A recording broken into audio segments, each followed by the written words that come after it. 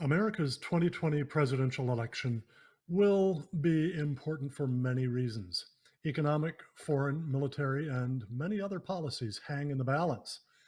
But few people have considered the matter at as deep a level as theologian Dr. Peter Jones, president of Truth Exchange and a senior fellow of the Cornwall Alliance. In a recent article, The Spirituality of Politics, Dr. Jones digs down into the roots of modern American progressivism and finds there the ancient worldview of Gnosticism, wedded to the modern worldview of Marxism. Get ready for a bracing and shocking discussion on tonight's From the Stacks.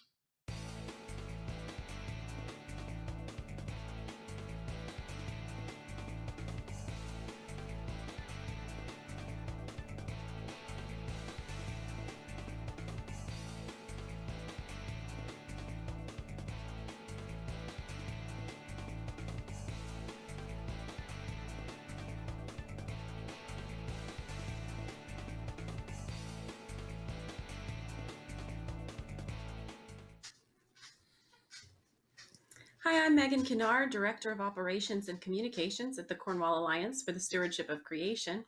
Thank you for joining us on From the Stacks. We often get the question, why did we call this program From the Stacks? Well, here at the Cornwall Alliance, we strongly believe in the importance of reading to gain knowledge, and not just reading short little blurbs you can find on the internet, but real books. 3 rooms of Cal's house are filled with books, and my husband and I are definitely on that same path. Stacks is a term used by librarians to refer to bookshelves. During this program, we will mention at least one book, and oftentimes multiple, that you should read. And if you do, shoot me an email at megan@cornwallalliance.org and let me know what you think, and I might have a prize for you. Maybe. We'll find out. Our guest this evening, as I said, is Dr. Peter Jones, Director of Truth Exchange, a brilliant Christian ministry that helps people understand what happens when, as the Apostle Paul puts it in Romans chapter 1, people exchange the truth of God for the lie and begin to worship the creature rather than the creator. Dr. Jones is Emeritus Professor of New Testament and Scholar in Residence at Westminster Theological Seminary in Escondido, California, and holds Master of Divinity degree from Gordon Conwell Theological Seminary, a Master of Theology from Harvard Divinity School, and a PhD from Princeton Theological Seminary. After earning these degrees in America, he taught at the Reformed Theological Seminary in Aix-en-Provence, France, where he was active in church planting and Christian schooling before returning to America in 1991. He's one of the world's leading authorities on ancient paganism and Gnosticism and their modern revivals. Among his many books are Gospel Truth, Pagan Lies, The Gnostic Empire Strikes Back, an Old Heresy for a New Age, Capturing the Pagan Mind, Paul's Blueprint for Thinking and Living in the New Global Culture, Spirit Wars, Pagan Revival in Christian America, The God of Sex, How Spirituality Defines Your Sexuality, and he edited On Global Wizardry, Techniques of Pagan Spirituality and a Christian Response. His more recent book, One or Two, Seeing a World of Difference, explains why there really are, as he puts it, only 2 religions, Oneism and Twoism.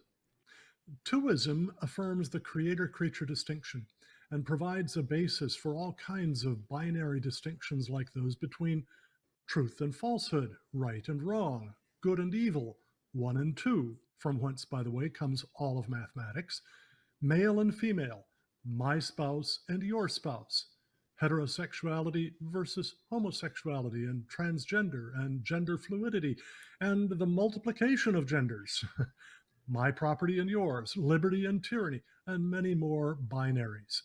Oneism denies the creator-creature distinction and thus leads inexorably to to denying all of those binary distinctions. When you hear people object to binary thinking, you're hearing the outworking of the oneist worldview, even when the people expressing it don't realize it themselves. So, the name of Peter's organization, Truth Exchange, reflects that exchange of the truth of God for the lie. And I hope you'll visit www.truthexchange.org and learn more there. It'll equip you for the spiritual warfare that grows more prevalent in America every day. Besides all that, by the way, Peter is the loving husband of his wife Rebecca, the father of 7 children, and grandfather of a bunch of grandkids, don't know just how many, an avid golfer. I think he mentioned to me that he golfs a +3 or something like that. And he's a jazz pianist and grew up in Liverpool, England, where he was a childhood friend of the late, great Beatle John Lennon. So, Peter, welcome to From the Stacks. Thank you so much for joining us tonight. Well, that was the best introduction I've ever had. Thank you, Cal, for going to all that level of detail in presenting who I am. I'm happy to be with you. I've known you for a long time, consider you a very close friend, and your family as well, I know. I'm just meeting really Megan for the first time, so hello, Megan. Hi, thank you so much for joining us. Tonight, we're going to focus our discussion on your article, The Spirituality of Politics, which I think is profoundly important. But first, please start by telling us a bit more about Truth Exchange and how people can become involved in your ministry.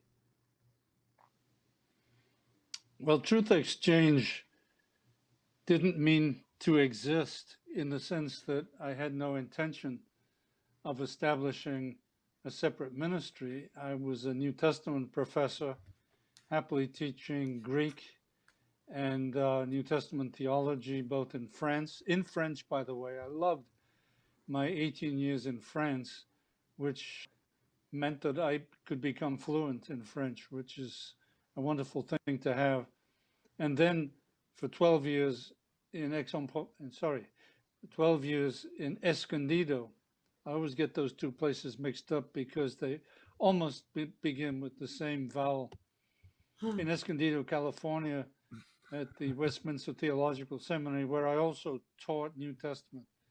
But as I came to the States in '91, as well as taking that job, I went through culture shock. I had gotten used to being in secular France, where you didn't talk about religion, in culture, in public anyway. And so France was not a very religious country. I knew America was. I'd studied here and left in '73 it was, and went to France. But when I came back, expecting actually to put my kids in Christian schools and actually find a much better situation for bringing up Christian children, suddenly I realized that America was changing. It had changed religions. It wasn't the old religion of Christianity, more or less understood by most people, but certainly by many evangelical movements, Christian colleges, universities, radio programs, television programs. Everything was Christian. But now in '91, when I came back, I said to myself, America has changed religions. And I went through culture shock. I didn't know what to do. I tried to figure out what it was. It happened very quickly. 2 months after I got here, I produced my first book, The Gnostic Empire Strikes Back. And in that book, I tried to make sense of what I saw happening. It was not a strange kind of heresy that was taking over.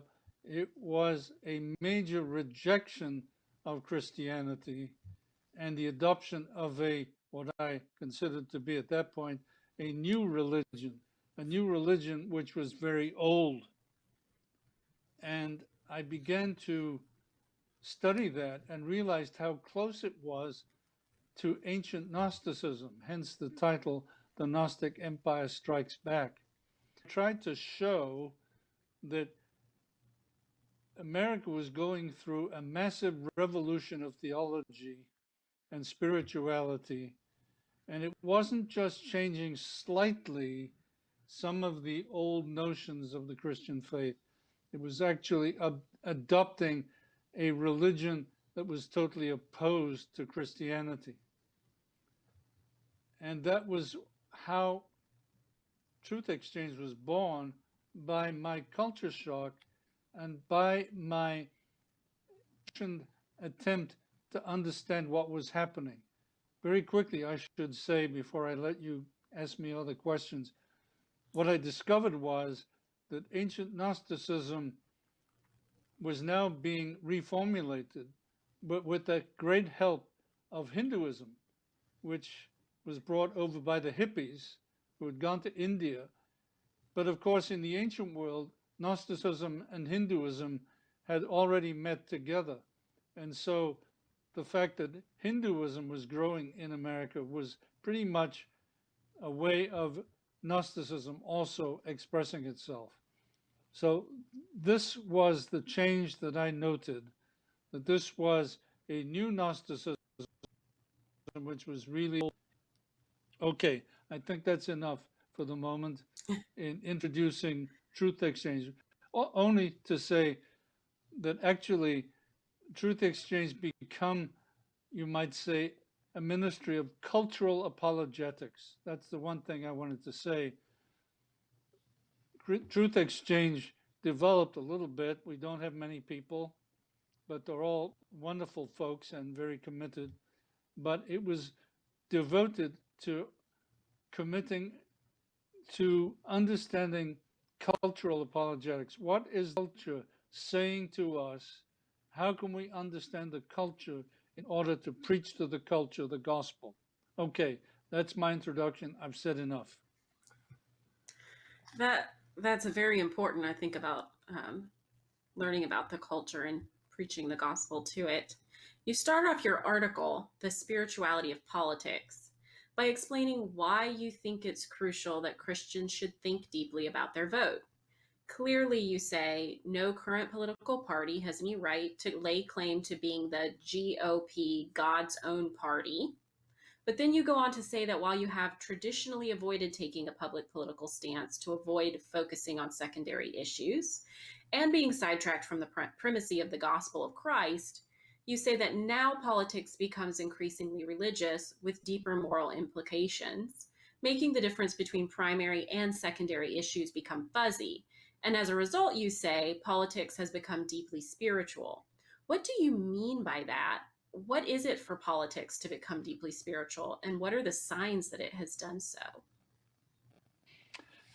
What I'm noticing is that people seem less and less to be focusing on this search for pure spirituality, even of an Eastern kind, more and more focused on culture.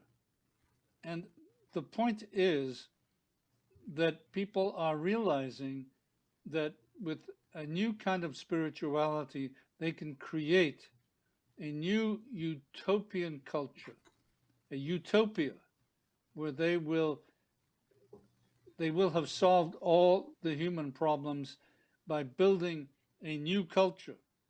That's, I think, why there is a focus on politics. And that's why we see the powerful emphasis on protesting and violence and so on. It's almost as if people are realizing this is a now or never opportunity to produce a political utopia. But of course, political utopias are necessarily spiritual because they have to deal with all the issues, all the moral issues. And so we have to agree that spirituality is fundamental to this view of things. Thank you. Quick side note, friends. Elements of the modern progressive movement. An important part of that movement is radical environmentalism, which is how it comes in with what Cornwall Alliance does. And we want to help you understand that movement and how to combat it. So for the month of September, we'll see free of a fascinating video documentary. It's Easy Being Green When You Have No Choice, Sustainable Development and the End of History, as our way of saying thank you for a donation of any size, no matter how large or small. Copy of It's Easy Being Green When You Have No Choice. Just go to www.cornwallalliance.org, click on the donate button, make your donation, and in the comments field, mention promo code 20-09, or just write, It's Easy Being Green. We'll be glad to send it to you, and it's something you'll want to share with lots of friends. So we hope that you have already shared this tonight. If you haven't, you could go ahead and do that for us. It really does help. Thanks, Megan.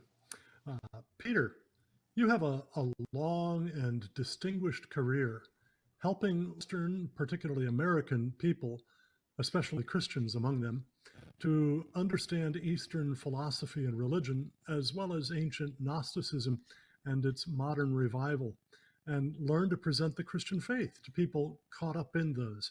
Can you, in 30 seconds or less, summarize for our listeners I doubt it. how the Eastern and Gnostic worldviews and practices differ from the biblical Christian worldview and practice? And okay, you can have more than 30 seconds, but not a whole lot more, okay? What can we do? Okay. Well, as I was thinking about that particular issue, I reread what Paul said in Romans 1:25, and it just bowled me over. The simplicity of it, and yet its profondeur. I'm sorry, its deepness. Sometimes French words still come into my mind. How deep it is in stating this, that there are only two possible ways for a human being to exist. You either worship, because human beings do worship, you either worship creation or you worship the Creator. And worship of the creation is what is done in Hinduism and in Gnosticism, because neither in Hinduism nor in Gnosticism is there any belief in God the Creator. And so, worshiping God the Creator, people worship the creation, and in so doing, will worship themselves. So I thought to myself, here's a simple way of describing that relationship that Paul lays out, and I think it's just 26 Greek words, where he describes what is so fundamental. They worship and serve creation rather than the Creator, who is blessed forever. And that's the truth. And it's the truth or the lie. And that way of thinking, I decided to call, in the two ways that are proposed, worship of creation as oneism, where everything is the same, and so you can get rid of the binary, as Cal was saying, or twoism, where there is the Creator and everything else is creature. And so that's two fundamental realities in the whole of existence. So we're either confronting oneism or twoism, and that simplifies really many of our questions as we look around us today. Is something oneist or is it twoist? And that's the fundamental question we continue to have to raise, that Paul raised in the first century, that we can raise today. Yeah. And Peter, you have developed a wonderful little tract, just called One or Two, I think was the title of it. That's right. That can be given to a lot of moderns and really communicate with them in a very good way. Well, now to the focus of tonight's conversation. In your article, The Spirituality of Politics, which people can read at truthexchange.org. And by the way, that is truth and then an X. There's no E there, but truthexchange.org. In your article there, The Spirituality of Politics, you say that many people who once turned to odd forms of spirituality in their search for inner peace have more recently put their hopes in politics, not in meditation, not in yoga, not in chakras. Uh, they have, you say, drunk of the intoxicating belief in the imperial sovereign self. Just what is that imperial sovereign self, and why is it so pivotal to people's understanding of the world and their place in it? It's an interesting notion that I found in a sociologist. The imperial sovereign self means that the self is in control of everything. The self gets to define reality.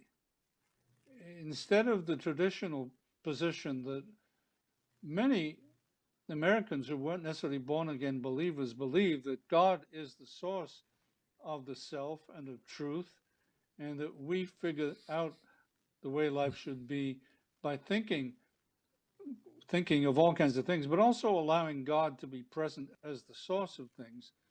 In that imperial sovereign self, there is no creator, and that's why it's Gnostic, because the Gnostics rejected God the creator. And Gnosticism means a deep sense of spirituality. We don't need the creator, we have the divine within. And so I believe that that has sort of taken an incredibly powerful role in what we call identity politics or critical race theory, that we do not need a creator. We define our own identity and we bring that to the table and try to create, with our various identities, a new utopian politics. You'll notice, those of you who've read this article, that I cite Eric Vogelin, a brilliant philosopher who emphasized the unending role of Gnosticism in our history, where he said that the temptation is to immanentize the eschaton. Should I say that again? To immanentize the eschaton. Immanentize means to bring present. The eschaton means the end time. So it's the temptation to see the final state of things brought by human beings into our present. That's the great temptation of modern Gnosticism, so that you can say that we have the politics of Gnosticism, just as Vodi Bauckham talks about racial Gnosticism, which is a form of this identity politics. So also you can talk about political Gnosticism, which is built on the same notion that we have the spiritual truth, that we can build our own world, and that's the way we need to act in our time right now. So, Peter, if I can, Megan, quickly, Peter, one of the things that I've noticed about folks who've bought into this notion of the imperial sovereign self, which really is a crucial part of Gnosticism, is that they tend to want to say, look, I get to define reality for myself. I get to determine what's real out there. And in a sense, it really isn't even really out there. It's in my mind. And one of the things that I suppose this is not particularly polite on my part, but one of the things that I like to do with them when I'm in discussion is to say, oh, I understand what you're saying. You mean that reality external to yourself is a very stubborn thing and it doesn't bow to your decision as to what it is. It is what it is without any of your thinking about it at all. And of course, they say, no, that's the exact opposite of what I said. And then I get to say, well, but in my determination of reality, I get to determine that you mean exactly what I want you to mean. And it's a sort of a self-refuting kind of an understanding. And it's one of the things that I learned in studying a lot of apologetics from a variety of different apologists, but especially from the late Gordon Clark, is that every worldview that is not solidly rooted in the biblical worldview winds up self-refuting one way or another. Well, Megan, I think, had a question for you regarding Gnosticism as the heresy that plagued the early Christian church. Right. I want to make sure our listeners know what Gnosticism is first. It's a heresy that plagued the Christian church in the 2nd and 3rd centuries after Christ, teaching that humans are divine and don't need the creator. So, Dr. Jones, you write that this ancient heresy presents a significant challenge to modern American culture. How does it do that? What are some of the ideas that Americans have taken for granted for generations that Gnosticism undermines?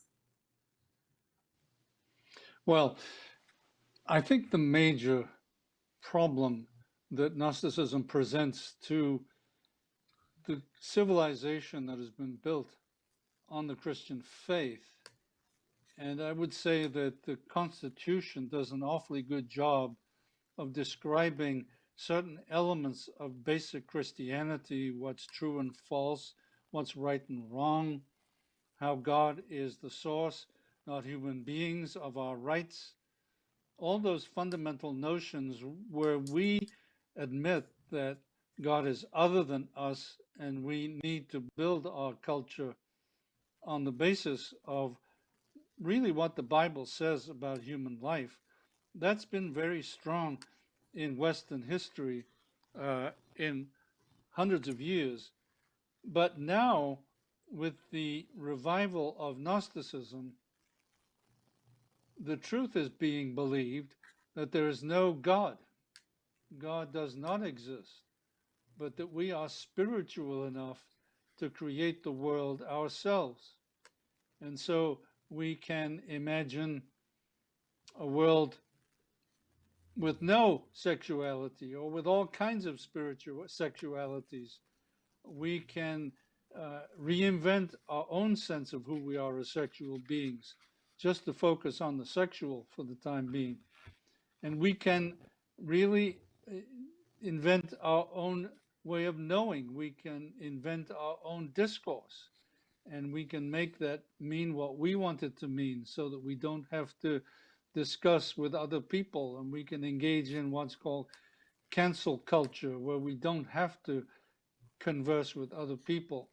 And so in these various ways, Gnosticism is undermining the classic expression of Western culture that we've known for centuries. Peter, in your article, you make the case that the Democratic Party and its candidates for president and vice president, Joe Biden and Kamala Harris, embrace the progressivism that is the modern revival of Gnostic Oneism.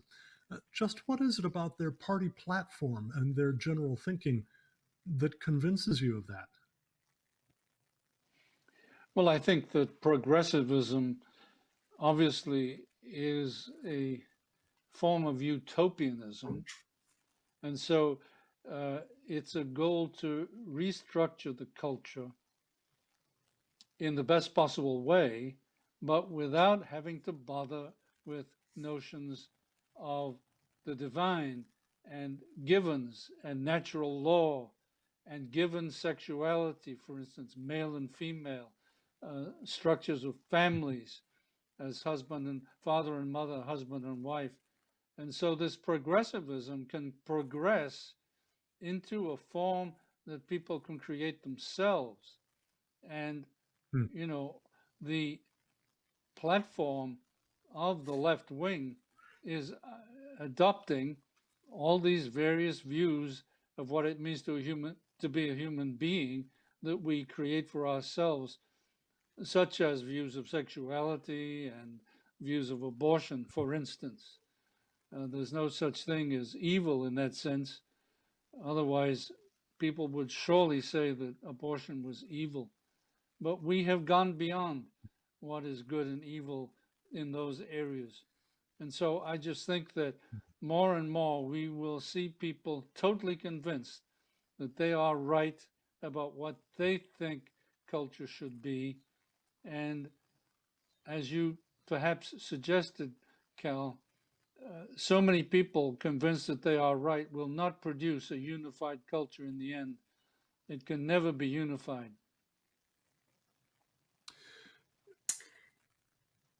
Friends, I just want to welcome those of you who just joined us. I see we have a few new people on.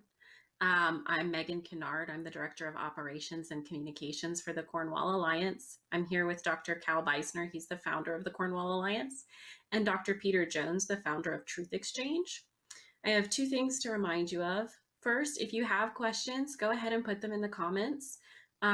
We will answer as many of them as we get to, and if for some reason we don't see yours or don't get to yours before the end of this live stream, we will answer it afterwards.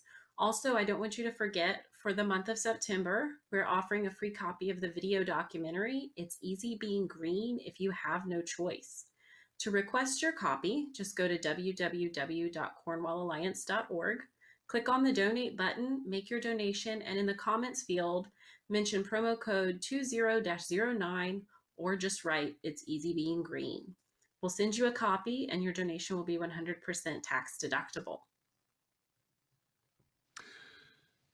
Peter, if progressivism, which, as you say, embraces the Gnostic oneist worldview, wins the day in the 2020 presidential election, what will be the practical results? You've described progressivism as, in many ways, utopian, trying to bring about utopia. And of course, the meaning of the word utopia is no place. And I think part of why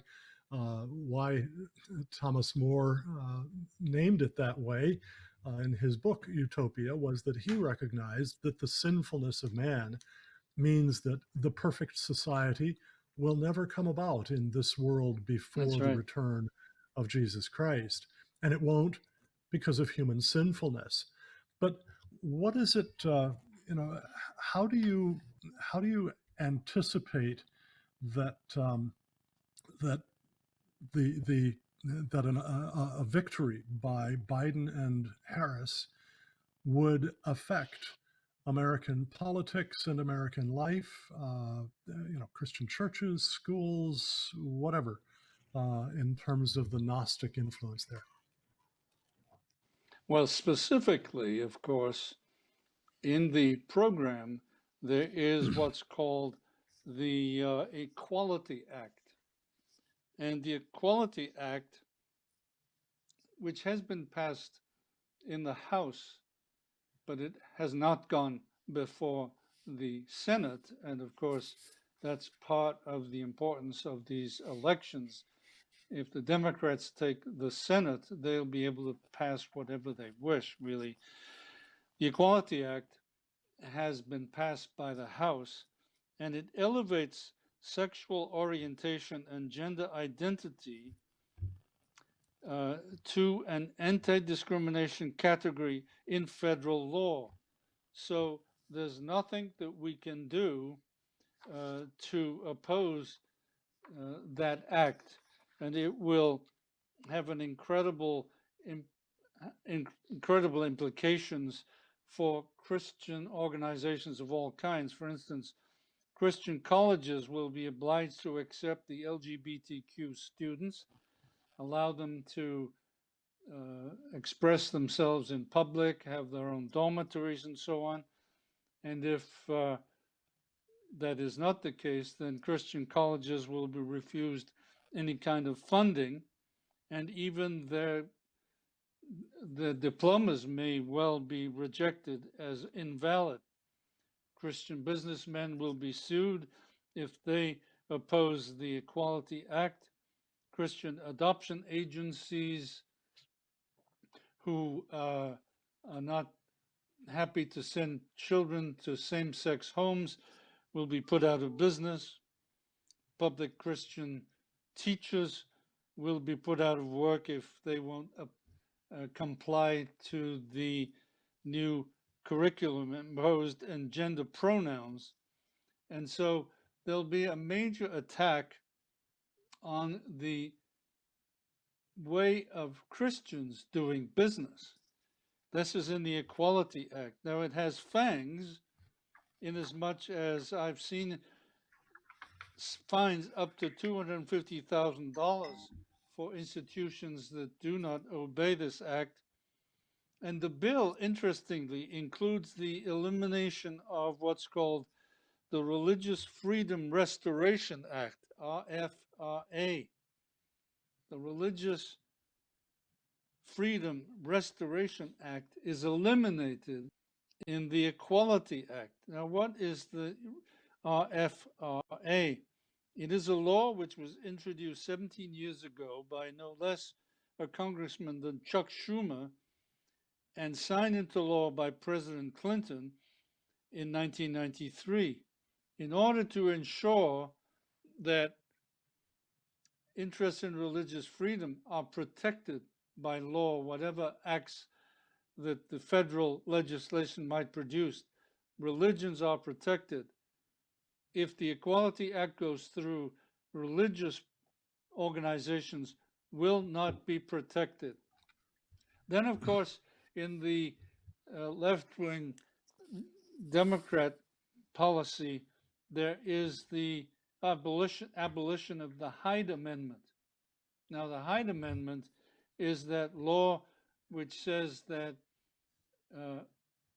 abortion cannot be covered by taxes of those people that do not want to support abortion.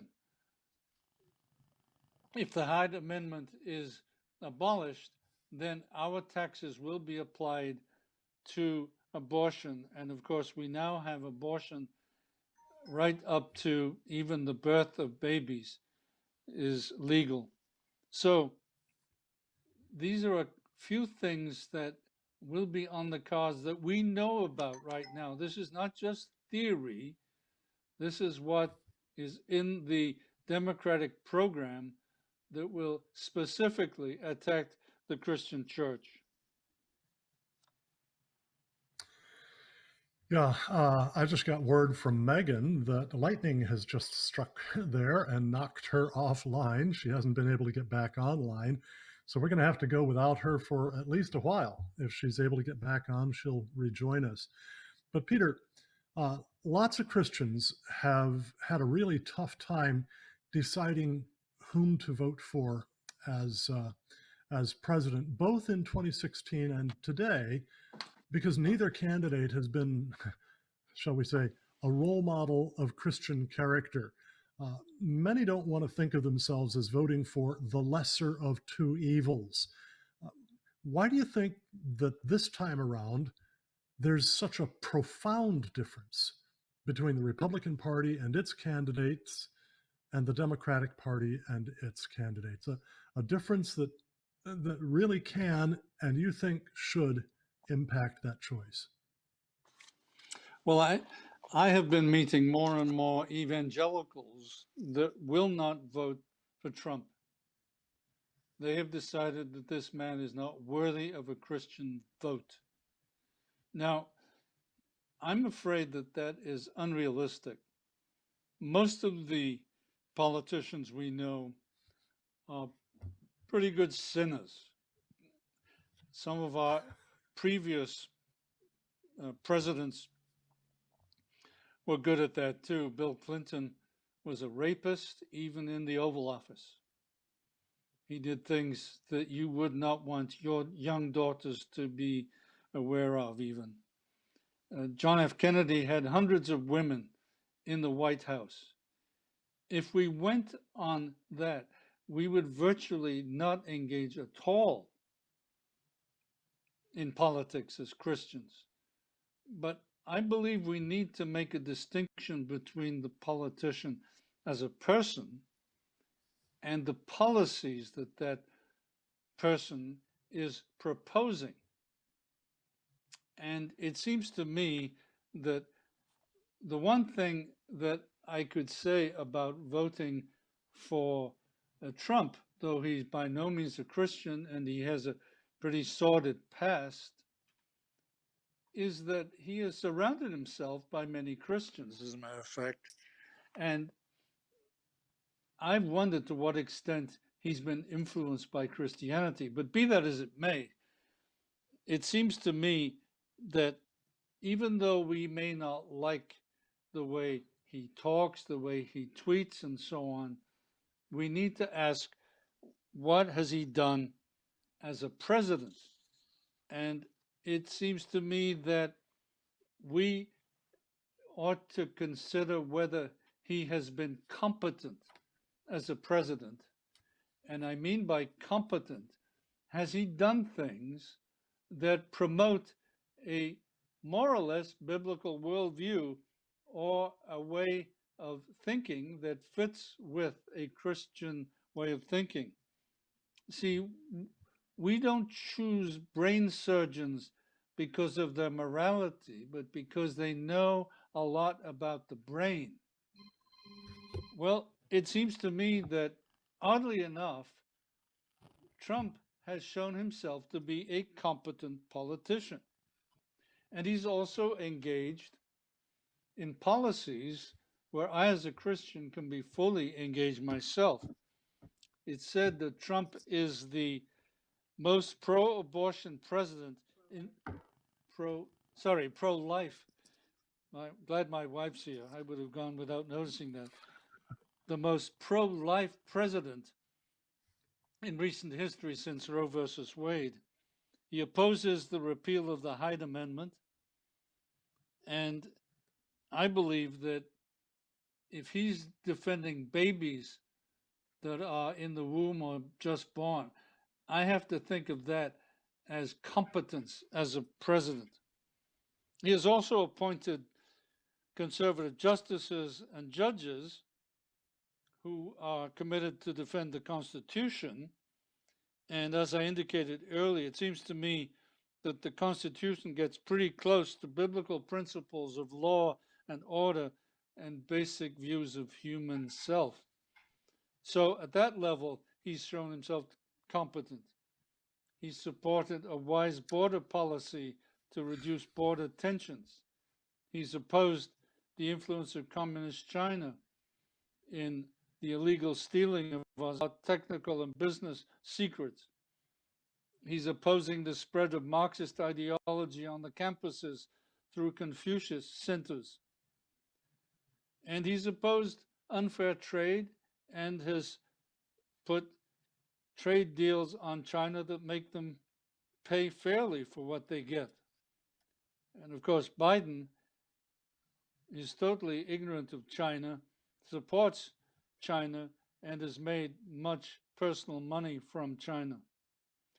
Trump, for what it's worth, began relations with North Korea. He's just brokered a deal of historic importance between Arab countries and Israel in the United Arab Emirates. Though he's accused of racism, he has done more for blacks than many other presidents. The lowest ever recorded unemployment for black Americans. With Secretary Ben Carson, he's established economic opportunity zones. He's filtering money to the historic black colleges and universities. There was a wonderful picture of him surrounded by about 30 black presidents of these universities around in the office in the White House. And I thought, this is fascinating because it seems to me there are more and more thinking black people who are now wanting to get off the Democratic plantation and vote for Trump. He's made he's made the USA energy independent. He's rebuilt the military. He opposes globalism by the United Nations and the World Economic Forum. And of course, that's important because these globalist movements want to organize the world not via the Constitution that has so many fundamentally biblical notions to it, but via what's called the Earth Charter, which is a totally pagan document. So I would simply argue that Trump has been a competent president, but also one that moves us towards biblical notions of how to organize ourselves. So even if we have problems with his personality and his past, we can have confidence in the policies that he is proposing. You know, when it comes right down to it, Peter, I don't think anybody ever has the opportunity to vote for anything other than the lesser of two evils. I mean, unless Jesus and That's right. Satan were on the In a ballot, fallen right? world, you're right. Jesus the Yeah. maximally Jesus the maximally good and Satan the maximally bad. Obviously, there you wouldn't have to vote for the lesser of two evils. But all the rest of us are fallen. All the rest of us are sinners, and so every time we choose between candidates in an election, we are choosing people who fall on various different points along the spectrum between maximally good and maximally evil. That's right.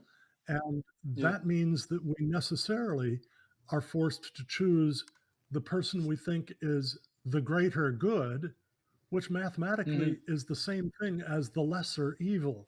So the Right. whole objection saying, you know, I don't want to vote for the lesser of two evils, I think ultimately is just vacuous. Right. What do you think? Do you agree with that? Am I right? Oh, I think you're right. We have to vote in a fallen world, and the people for whom we'll vote will be fallen human beings of one level of evil or another. And so I just believe that we have to vote for people whose policies we can endorse, because it's not the people. Those people can change.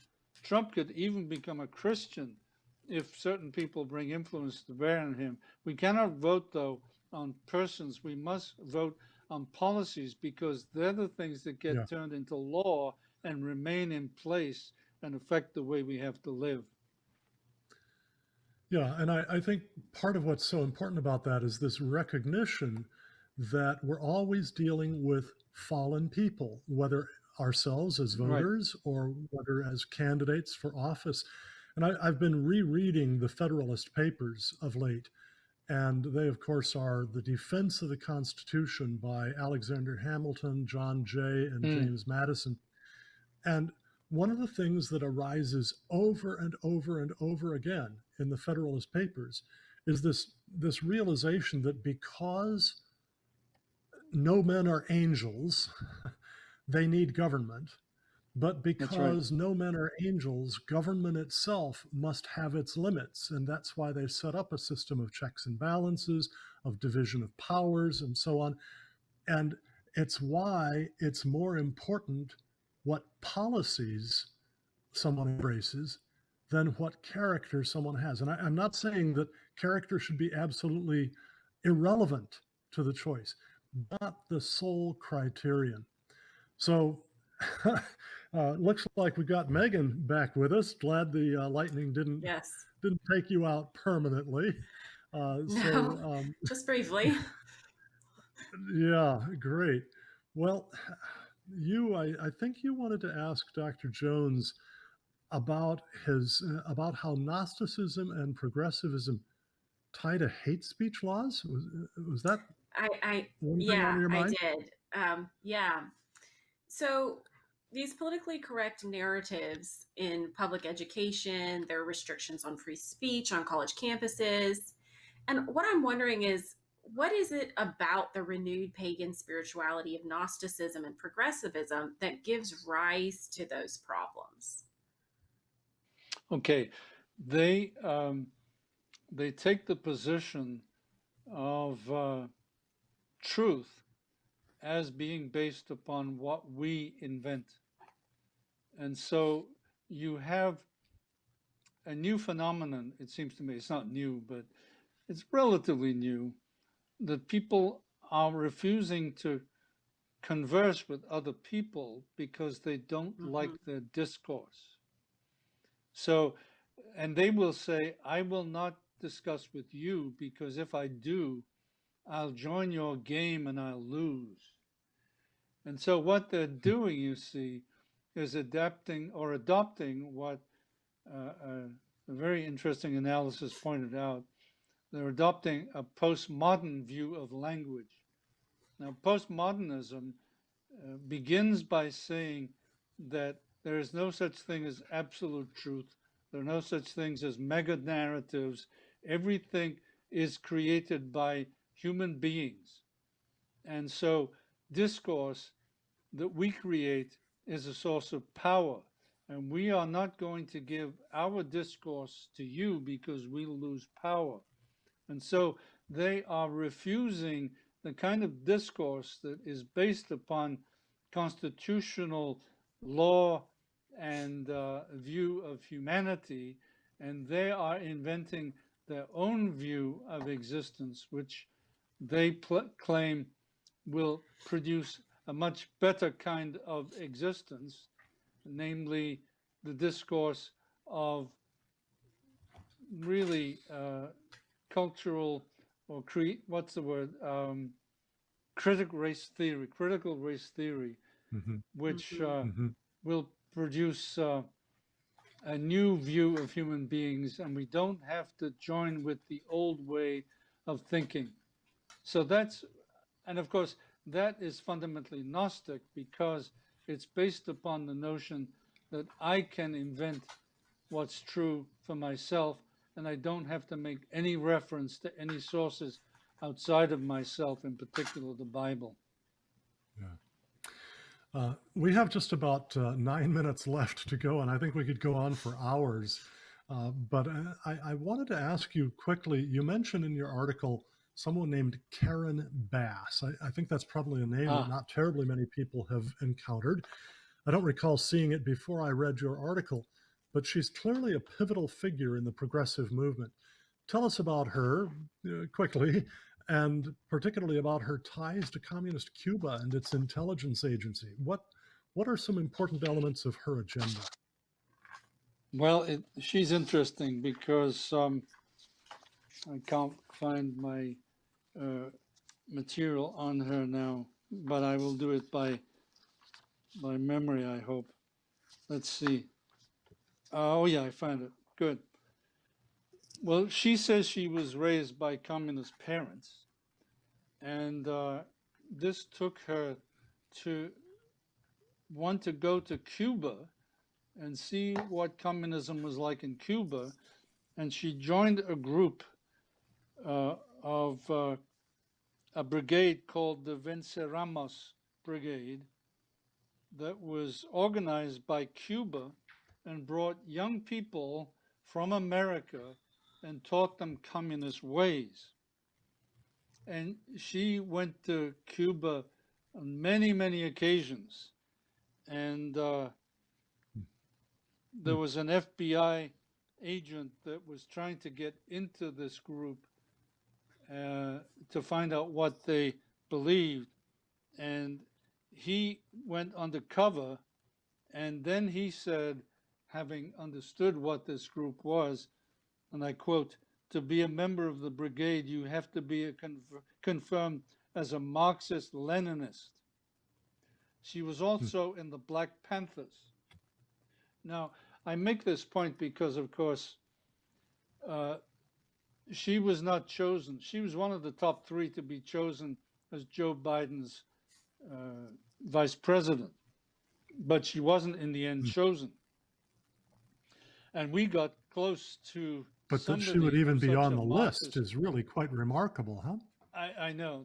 That was my point, that people of that level of commitment to an anti-Western way of thinking could be on the list is just amazing. So he didn't quite make it. Close, like I say, but no Cuban cigar. Yeah. That was supposed to be funny, Megan, but you're not laughing. She did not make article, it, but Peter, yeah. You but also I just wanted to say that. How, oh, okay, go ahead. Go ahead. Go ahead. Well, I was just wanting to say that these are the kinds of people that have been drawn around Biden and his vice president, Kamala Harris. Yeah. And I think there are numbers of them that we don't know, but she just came into the public eye because she was 3rd on his list.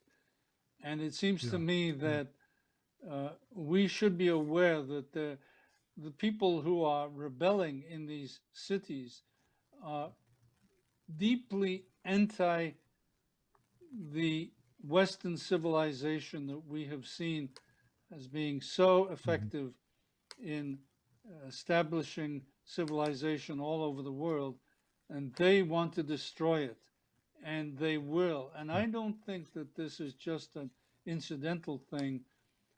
But the one thing that I drew from this is that she says that if she's in power, and she will be in power in some way, that one of her policies will be to get away, well, to eliminate racism. And that's one of the Which things would be a good she thing, right? wants to. Well, the interesting thing is that I read a book by Manning Johnson, a black man, called Color, Communism, and Common Sense, who 50 some years ago, there he is, 50 some years ago was involved in the same kind of approach. This was an idea coming from the Soviet Union of the time to get the what they called Negroes angry and question the validity of the American system. They wanted the Soviet and white American communists to organize street demonstrations, to know how to throw a brick, and to show white oppression. This was 50, Yeah. 60 years ago. Now this man, And he Manning realized Manning eventually saw through that. He saw that the he did. Soviets were actually He left the system. American, That's right. African Americans for their purposes, and had no intentions of actually reducing racial hostilities here, but it wanted to increase them in order to bring about the fragmentation of American society. And when you put that together, what happened 50 or so years ago with what's happening today with Black Lives Matter, and they say that they are Marxist trained, then you have a whole new attempt of the same policy back then by the Soviets, now by the neo-Marxists in America, to undermine the validity of American culture and to cause people to want to reject the America of what we know and build a whole new, I think, Marxist society. So it really is a serious thing. It's not just let's get rid of all this racism. It's a way of undermining the validity of the American system as something that has failed, and it must be destroyed and replaced by something else. And the only other something else can be some form of Marxism. Well, Dr. Jones, every Black life matters. We all agree with that. Every Black life is made in the image of God. And I want to point out every preborn Black life equally matters. Yes. But if that's so, why wouldn't Christians want to embrace the organization and movement that calls itself Black Lives Matter? Well, as I indicated just a few moments ago, if you go on their website, they are actually committed to Marxism, to the rejection of the biblical family and to male and female. And so it is in the name of the good notion of Black Lives Matter, a revolutionary movement to overthrow the America that we know today. And so very cleverly, they have managed to bring together millions of people in favor of Black Lives Mattering. But what they will do with that is to overthrow the American culture. And that's what we must be aware of, because the Marxist culture, if it ever is applied to America, will be a oneist culture, a oneist political culture. And what I mean by that is, if there's no God above, that is a twoist way of thinking, then it's going to be a oneist culture where there is no God, where man establishes what is true and false. And it's interesting, I was reading, Cal, you'll be interested in that. I was reading about Lenin, and he was saying, well, they were asking him, who decides what's true and false? And he said, the party. Yeah. And then they said to him, but there are various ideas in the party. Who wins on that level? He said, I do. I'm the leader of the party. So eventually, Lenin was quite willing to take on the role of God to establish what is true and false in a utopian so-called political system. Your comment reminds me of a comment by T.S. Eliot. I think it was it in his Courses from the Rock, where he said, if you will not have God and he is a jealous God, then you must pay your respects to a Hitler or a Stalin.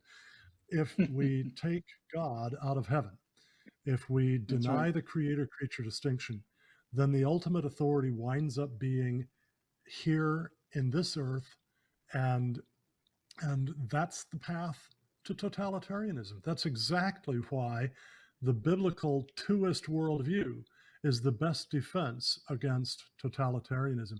And actually, by the way, let me say, Cal, we're just out of time here. I know. I want to say one thing. Organization. Oh, real quickly, we've got about a minute or two to go. All right. Christians should vote for a competent president who's bringing us as close as we can get to the biblical worldview. And that is biblical, I believe. In 1 Timothy 4, it says, everything is good. God created everything good. And he is the benefactor of all, especially those who believe. In other words, God is the savior, benefactor of everybody. And then 1 Timothy ends with the warning of not engaging in, and it uses the term gnosis, Gnosticism. So you have the comparison between everything created by God is good, and he is the benefactor in chapter 4, and the warning of gnosis in chapter 6. This is 1 Timothy. So this is where we stand now, I believe, in that choice between the goodness of Creator and Gnosticism. I just wanted to quickly mention here, too, that there is actually a new organization called Every Black Life Matters. It's online at everyblm.org. That's everyblm.org. And it affirms the right to life from conception to natural death, the nuclear family, active fatherhood, free markets, educational choice. All of these are things that the Black Lives Matter organization opposes. And also contrary to the Marxist Black Lives Matter, Every Black Life Matters affirms that there's only one race, and it promotes Black economic prosperity through free markets and entrepreneurship and the protection of God-given rights and real justice, devoid of any partiality, which is the opposite of the whole social justice notion of playing favorites, as fundamental. And it affirms the need for law and order and the support of police in cities all around America. I hope lots of our viewers will go to Every BLM and get acquainted. Well, Peter, near the end of your article, you write that American Christians who vote must realize the like never before anti-Christian nature of the progressive agenda. That's really strong language. Do you think the progressive movement is truly anti-Christian? And if so, why? And again, we're just about out of time here, so your answer's got to be very quick. Well, you put the two worldviews together, and in spite of Trump's lack of theology, he's going in the right direction, and the other worldview is going in the wrong direction. And when you look at the kinds of people involved in that movement, including people like Karen Bass, you have to wonder how far those people will want to go in destroying Western civilization. And I fear that once our world becomes involved in this social justice and systemic racism, that we will be forever destroying ourselves, and someone's going to try to make us work better according to a Marxist system. Well, In the end, the most important thing we can do to help our viewers is to help them understand the good news of salvation by faith in Jesus Christ and help them to communicate that to their increasingly pagan, Gnostic, often unwittingly Marxist neighbors and friends. How can they do that, Dr. Jones? How can Christians effectively communicate the gospel to modern progressives? Well, I think we have to understand that the gospel that we preach is the gospel of God, creator and redeemer. So we introduce people, as I was saying in 1 Timothy, everything God created is good. You introduce people to God, the good creator, who is also the redeemer. But also, we opt for God, the creator and redeemer, because he is the only one that can bring true utopia. And one day he will bring the utopia. He is the savior of all men, especially those who believe, and he will bring to us a final world where there is no pain or sickness or evil or death. And so we place our faith in him, and we proclaim that God to the people who are looking for utopia, who can never find it and will find it only in the God who made the world, who will one day redeem it. Dr. Peter Jones, my old friend, thank you again for joining us on tonight's From the Stacks. It's been a delight talking with you, and I hope we can do it again sometime. Megan, can you just bring us to a conclusion here with a couple of quick comments? Yes, definitely. Friends, we want to recommend that you visit Dr. Peter Jones' ministry at www.truthexchange.org. I'm going to spell that for you. There is no E at the start of exchange. It's www.truthexchange.org. Thank you again for joining us for this episode of From the Stacks. If you've enjoyed it, I hope you'll tell your friends about it. Share this video on Facebook. It'll be up a few minutes after we conclude, and urge your friends to learn more about us at www.cornwallalliance.org, where you can read hundreds of articles and visit our online store. As always, you can reach out to me at megan@cornwallalliance.org. We really want to hear your feedback. And we'd also love for you to remember us in your prayers. And please consider becoming a donor to support our ministry.